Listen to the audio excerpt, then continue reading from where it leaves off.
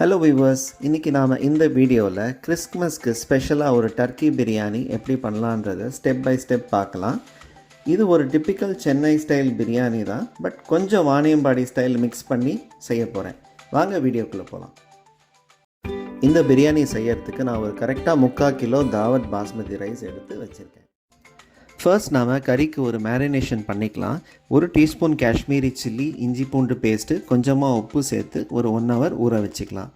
Turkey கொஞ்சம் rough மீட்ன்றதால நான் wings மட்டுமே ஒரு 800 grams எடுத்துக்கிட்டேன். இந்த விங்ஸே பார்த்திங்கன்னா சிக்கன் லெக் பீஸ் சைஸுக்கு நல்லாயிருக்கும். இந்த 3/4 கிலோ பிரியாணிக்கு வெங்காயம் தக்காளி ஈச் ஒரு 200 grams எடுத்துக்கலாம். இஞ்சி ஒரு 100 கிராம், பூண்டு ஒரு 80 கிராம், கரம் மசாலாவுக்கு பட்டை லவங்கம் ஏலக்காய் எல்லாம் ஈச் 2 grams எடுத்துகிட்டு ப்ளஸ் ஒரு ஸ்டார் அனீஸ் எடுத்துக்கலாம். அப்புறம் காரத்துக்கு காஞ்ச மிளகா ஒரு 12 நம்பர் எடுத்துக்க போகிறோம். வாணியம்பாடி ஸ்டைலுன்றதால இந்த மிளகாவை நம்ம நல்லா பேஸ்ட் மாதிரி அரைச்சி எடுத்துக்க போகிறோம். இந்த மாதிரி ஒரு 6 liter நான்ஸ்டிக் பாட்டில் நான் ஒரு 150 ml குக்கிங் ஆயில் சேர்த்துக்கிட்டேன். உங்களுக்கு வேணும்னா 2 டேபிள் ஸ்பூன் கீ சேர்த்துக்கோங்க. எண்ணெய் காஞ்சதும் நான் மசாலா ஐட்டம்ஸை சேர்த்துடுறேன். இதுக்கு நான் பிரிஞ்சி இலை போட மாட்டேன். அடுத்ததாக நம்ம பொடியாக நறுக்கி வச்சுருக்கிற 200 grams வெங்காயத்தை சேர்த்துக்கலாம். வெங்காயத்தை சேர்த்ததும் நம்ம அடிக்கடி கலரி விட்டுக்கிட்டே இருக்கணுன்ற அவசியம் கிடையாது. நாம் இன்றைக்கி 90% ஆஃப் த டைம் லோ ஃப்ளேம்லேயே தான் குக் பண்ண போகிறோம். இந்த டைமில் நம்ம பாஸ்மதி ரைஸை ஊற வச்சா போதும். நல்லா ஒரு 3 to 4 times அலசி ஊற வச்சிருங்க. இஞ்சி பூண்டு எல்லாம் தனித்தனியாக பேஸ்ட் மாதிரி அரைச்சி ரெடியாக வச்சுக்கிட்டேன். நம்ம மிளகாவை பேஸ்ட் பண்ணி வச்சா மாதிரி நான் தக்காளியும் நல்லா மிக்சியில் அடித்து பேஸ்ட் பண்ணி வச்சுக்கிட்டேன். வெங்காயம் இந்த மாதிரி கோல்டன் ப்ரௌனில் ஃப்ரை ஆனதும் கொஞ்சம் சிக்கன் கொழுப்பை சேர்த்துக்கலாம். ஜென்ரலாக ஆட்டு கொழுப்பு சேர்த்தா இதுக்கு ஃப்ளேவர் சூப்பராக இருக்கும். நாங்கள் ஃபுல் சிக்கன் இன்றைக்கி ஓவனில் பேக் பண்ணலான்னு இருக்கிறதால அதிலிருந்து கொஞ்சம் கொழுப்பை நான் எடுத்துக்கிட்டேன். வெங்காயம் இந்த மாதிரி ஃப்ரை ஆகிறதால அது தண்ணி விடாது, ஸோ பிரியாணி கெட்டு போகாமலும் நமக்கு இருக்கும். நெக்ஸ்ட்டு பார்த்திங்கன்னா நான் ஒரு 5 பச்சை மிளகாவை சேர்த்துக்கிட்டேன். கூடவே நம்ம அரைச்சி வச்சுருக்கிற மிளகா பேஸ்ட்டையும் சேர்த்துக்கிட்டேன். நாம் சில்லி பேஸ்ட் முதல்லையே ஆட் பண்ணுறதால அது நல்லா ஆயிலில் ஃப்ரை ஆகி நல்லா கலர் வர ஆரம்பிச்சிடும். நெக்ஸ்ட்டு கொத்தமல்லி புதினா ஒன்றா சேர்த்து ஃப்ரை பண்ணும்போது பிரியாணியில் அந்த ஸ்மெல்லும் நல்லா வரும். வெங்காயம் ஃப்ரை ஆனதுக்கப்புறம் ஒரு 5 செகண்ட் கேப்பில் நம்ம மற்றதெல்லாம் ஆட் பண்ணிட்டு வந்தால் கரெக்டாக இருக்கும். நெக்ஸ்ட்டு பூண்டு பேஸ்ட்டை சேர்த்துக்கலாம். அப்புறமா இஞ்சி பேஸ்ட்டையும் சேர்த்துட்டு நல்லா மிக்ஸ் பண்ணி விட்டுக்கலாம்.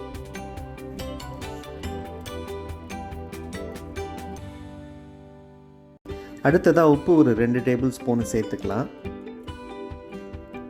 நெக்ஸ்ட்டு ஒரு 150 ml கெட்டி தயிரை சேர்த்துக்கலாம். அப்புறம் நாம் நல்லா பேஸ்ட் மாதிரி பண்ணி வச்சுருக்கிற தக்காளியை சேர்த்துக்கலாம். தக்காளி குக் ஆகிறதுக்கு ஒரு 5 minutes லிட்டை க்ளோஸ் பண்ணி விட்டுடலாம். தக்காளி நல்லா வதங்கி வந்ததும் ஒரு 750 ml தண்ணி சேர்த்துக்கலாம். இந்த டைமில் தண்ணி கம்மியாக இருந்தால் பரவாயில்ல, நம்ம ரைஸ் சேர்த்துக்கும் போது தேவைப்பட்டால் தண்ணி ஆட் பண்ணிக்கலாம். இப்போது இந்த கிரேவி நல்லா கொதி வரணும், ஸோ ஹை ஃப்ளேமில் வச்சிடலாம். இப்போ பார்த்தீங்கன்னா கிரேவி நல்லா கொதித்து வந்துகிட்ருக்கு. லேசாக கலரி விட்டுட்டு ஸ்டவ்வை சிம்மில் வச்சுக்கலாம். நெக்ஸ்ட்டு டர்க்கி பீசஸ் எல்லாம் சேர்த்துக்கலாம். இப்போ நம்ம சிக்கன் பிரியாணினா இப்போது நெக்ஸ்ட்டு ஒரு 20 minutes இதை குக் பண்ணால் போதும். இது டர்க்கின்றதால நான் லிட்டை க்ளோஸ் பண்ணிவிட்டு நல்லா ஒரு 30 minutes இதை லோ ஃப்ளேம்லேயே அப்படியே விட்டுற போகிறேன். இந்த டைமில் அரிசியை வேக வைக்கிறதுக்கு ஒரு 5 liter பாட்டில் தண்ணி ஃபில் பண்ணிவிட்டு மீடியம் ஃப்ளேமில் வச்சுக்கலாம். நமக்கு 30 minutes டைம் இருக்கிறதால மீடியம் ஃப்ளேமில் வச்சா போதும். ஒரு 20 minutesக்கு அப்புறமா கிரேவி டேஸ்ட் கரெக்டாக இருக்கான்றதை பார்த்துக்கலாம். புளிப்பு நமக்கு கரெக்டாக இருக்கணும். உப்பு காரம் எல்லாம் தொண்டைக்கு நல்லா உரைக்கிற மாதிரி இருக்கணும். தண்ணி பாயில் ஆகிட்டு வரும்போது கொஞ்சம் கொத்தமல்லி புதினா 2 பச்சை மிளகா சேர்த்துக்கலாம். அப்புறம் 2 டேபிள் ஸ்பூன் கல் உப்பு சேர்த்துக்கலாம். தண்ணி நல்லா பாயில் ஆனதும் ரைஸை நல்லா வடிகட்டிட்டு இதில் சேர்த்துக்கலாம். ரைஸை சேர்த்ததும் லேசாக கலரி விட்டுக்கிட்டா போதும், இல்லைன்னா ரைஸ் நமக்கு உடஞ்சிடும். இப்போ ரைஸில் உப்பு சரியாக இருக்கான்னு பார்த்துக்கலாம். உப்பு நமக்கு நல்லா தொண்டைக்கு உரைக்கிற மாதிரி இருக்கணும். ரைஸ் குக் ஆகிற கன்சிஸ்டன்சி பார்த்தீங்கன்னா அந்த அரிசியோட அளவு ஒரு 25% அதிகமாக வந்திருக்கணும். அரிசியில் ஒரு 4-5 கோடு பார்த்தீங்கன்னா நல்லா தெரியும். ஸோ அதுதான் கரெக்டான டைம் நமக்கு. இந்த மாதிரி ஒரு பெரிய வடிகட்டியில் கீழே ஒரு பாத்திரத்தை வச்சுக்கிட்டு ரைஸை வடிகட்டிடலாம். இந்த தண்ணியை வேஸ்ட் பண்ண வேண்டாம். தம் போடும்போது நமக்கு தேவைப்பட்டால் இந்த தண்ணியை யூஸ் பண்ணிக்கலாம்.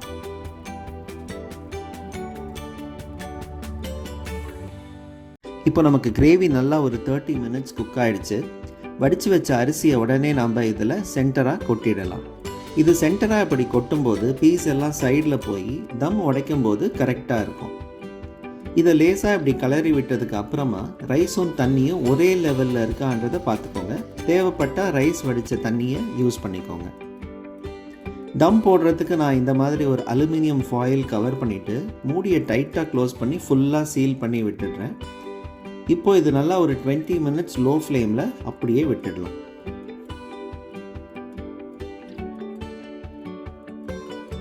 டுவெண்ட்டி மினிட்ஸ்க்கு அப்புறமா ஸ்டவ் ஆஃப் பண்ணிவிட்டு இன்னொரு 20 மினிட்ஸ் நான் அப்படியே விட்டுட்டேன். பார்த்திங்கன்னா பிரியாணி நல்லா நீளமாக கொஞ்சம் கூட ஒட்டாமல் ஷைனிங்காக வந்திருக்கு. பார்க்கவே ரொம்ப டெலிஷியஸாக இருக்குது. ஸோ நம்ம Chennai style plus Vaniyambadi style biryani serve பண்ணுறதுக்கு ரெடியாக இருக்குது. இந்த Christmas special Chennai and Vaniyambadi style Turkey biryani உங்கள் எல்லாருக்கும் பிடிச்சிருக்கும்னு நான் நினைக்கிறேன். இதே மாதிரி இன்னொரு சூப்பரான ரெசிபியோட நம்ம நெக்ஸ்ட் வீடியோவில் மீட் பண்ணலாம். பாய்.